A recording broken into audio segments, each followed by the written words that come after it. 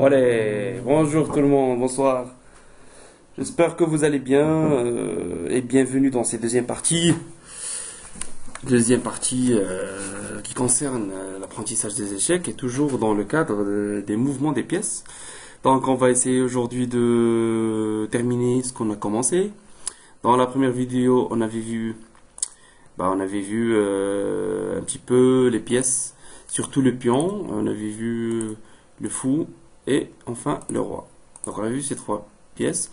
On avait notamment compris que le roi il se déplaçait à une case dans toutes les directions et que le fou eh bien il suivait sa diagonale sur la couleur où il est et que le pion eh bien il peut avancer d'une case ou bien s'il est dans la case départ il avance de deux cases ou bien d'une case selon notre choix. Et on avait vu que le pion, il était il y avait une astuce, quand il capture, eh bien, il capture de cette façon. De telle façon que s'il y a un pion ici, eh bien, il va le manger comme ça. Mais s'il y a un pion devant lui, eh bien, on ne peut pas le capturer. C'est impossible. On ne capture que de cette façon. Donc là, on dit que les pions sont bloqués. Et pour les pièces adverses, c'est la même chose. Voilà. Maintenant, on va voir la tour et comment elle se déplace. Donc la tour déjà au départ de la position, donc elle se trouve normalement, les tours se trouvent dans les extrémités. Donc pour les noirs, voici les emplacements de départ et pour les blancs, voici les emplacements de départ. Et donc pour la tour, eh bien c'est très simple. Et il faut juste se rappeler que la tour elle suit le signe plus. Comment ça le signe plus? Eh bien elle suit le plus. Alors que on avait vu que le fou il suivait le signe fois. Donc si on essaie d'illustrer le schéma du fou, eh bien il va faire sorte de fois. Donc le fou le signe fois et la tour le signe plus. Donc qu'est-ce que ça veut dire en fait? Ça veut dire que pour le déplacement, cette tour elle peut pratiquement aller sur cette case, sur cette case. Je vais marquer les cases sur lesquelles la tour pourra se déplacer. Voici toutes les cases sur lesquelles cette tour pourra se déplacer.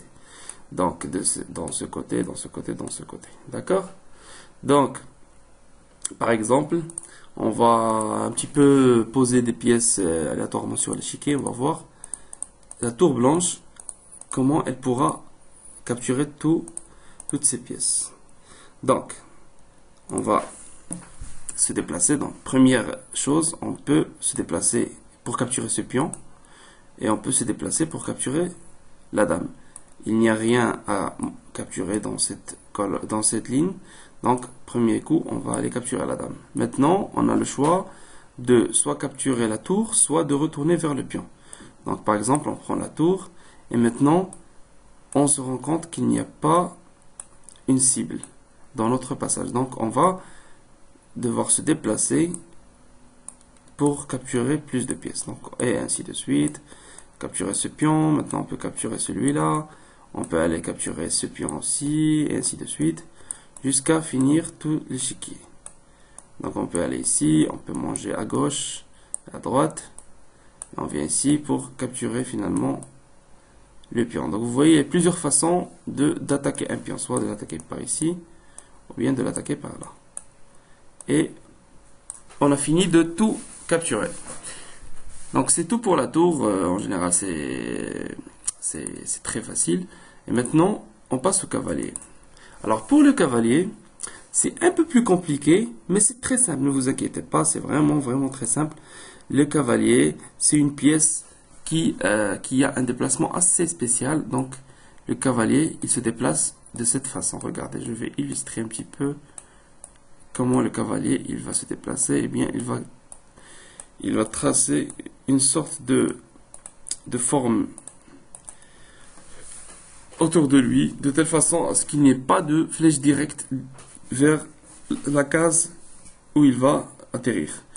Donc par exemple là je peux me placer sur cette case. Donc, comme j'ai dit, voici les cases du cavalier. Et voici où je peux me déplacer. Donc, je me déplace suivant ces flèches-là. Voilà. Donc, ça, c'est pour ce cavalier qui est sur cette case.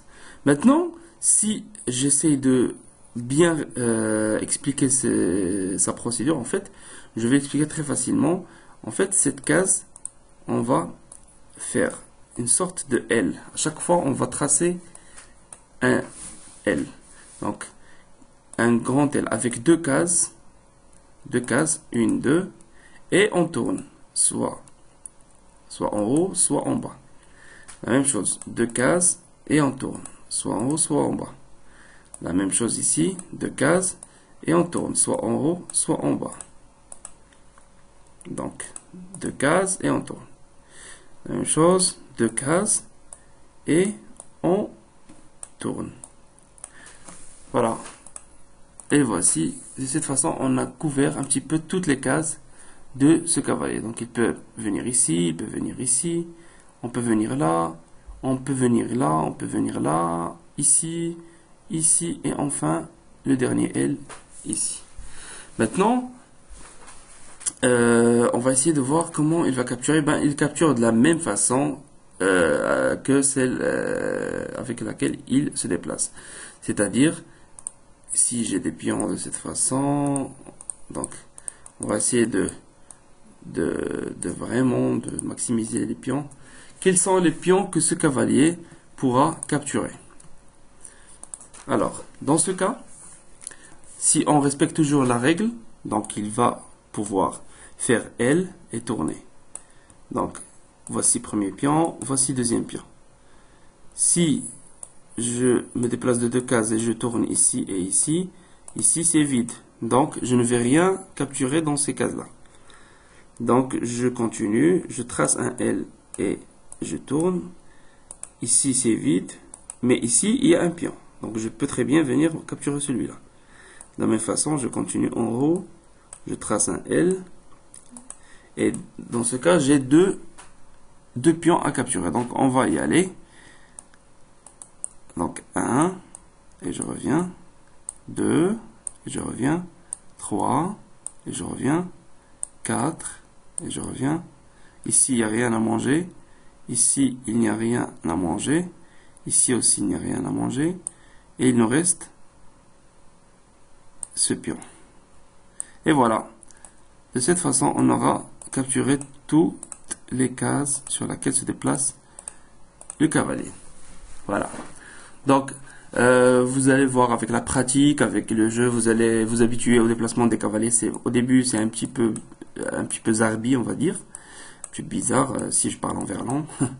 Et là, avec le temps, vous allez vraiment apprendre à manœuvrer vos cavaliers et manœuvrer les déplacements vraiment très facilement. Votre cerveau il va s'habituer, ça va être vraiment un truc assez acquis avec la pratique au fur et à mesure que vous allez jouer des parties.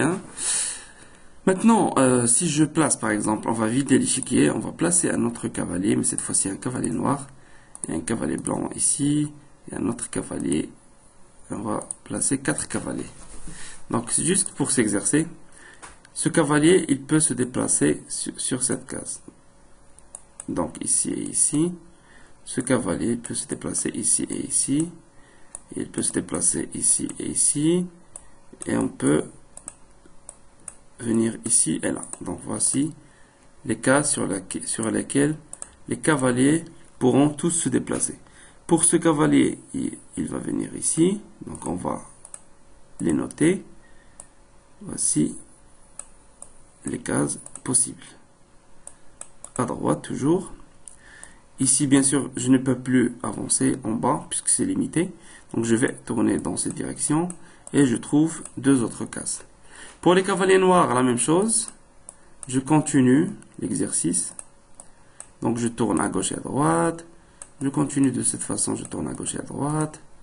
Et je pars en bas, à gauche, à droite. Voilà les cases pour ce cavalier. Ce cavalier ici, on va pouvoir partir dans ces côtés-là. On va pouvoir partir dans ces côtés-là. Il faut vraiment s'habituer à beaucoup de schémas, beaucoup de dessins comme ça. Votre cerveau, il va vraiment faire la différence. Et vraiment, ça devient très facile avec le temps. Donc voilà toutes les cases sur lesquelles peuvent se déplacer ces cavaliers. Ok, maintenant on passe à la dame. Et en fait, la dame, quand je dis la dame, eh bien la dame, c'est justement, elle peut faire fois. Tout à l'heure, j'avais fait la remarque. Eh bien, la dame, elle se déplace en fois, mais elle se déplace aussi en plus. Il n'y a pas plus simple que la dame.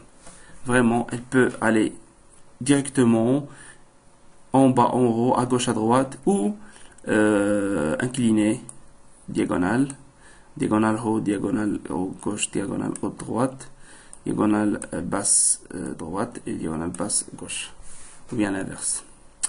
Donc voilà pour cette dame. Donc on va essayer de poser un petit peu quelques cibles dans l'échiquier et voir comment la dame pourra capturer. D'accord? Ça c'est un bon exercice. Ça permet vraiment de voir les mouvements de chaque pièce. Donc cette dame, on peut commencer. Elle peut capturer ce pion, elle peut capturer ce pion.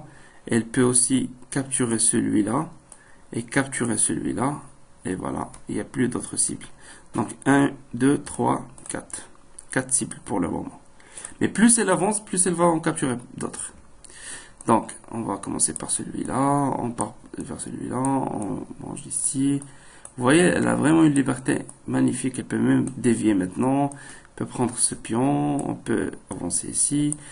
Vous voyez, elle utilise le plus et elle utilise le fois. Maintenant, il y a ce pion qui est en prise. Et ici, on remarque qu'il n'y a plus de cible, que ce soit en fois ou bien que ce soit en plus, il n'y a vraiment aucune cible sur son passage, donc elle doit avancer. Donc on va avancer arbitrairement, on va se placer ici, et maintenant on a des cibles. On peut capturer celui-là, passer vers celui-là, manger celui-là, ainsi de suite. Et maintenant on vient ici pour capturer ce pion, et on vient ici pour capturer ce pion. Voilà. Merci, c'était tout pour les mouvements des pièces. Vivement la prochaine vidéo pour voir un petit peu comment structurer un petit peu notre façon de penser pour les pièces et comment ordonner un petit peu, parce que tout ça, ça nous donne beaucoup d'informations. C'est pas évident de les utiliser par la suite. J'espère que vous avez aimé cette vidéo. N'oubliez pas à vous inscrire et faire un petit j'aime. Par la même occasion, je vous souhaite une très bonne journée et à très bientôt.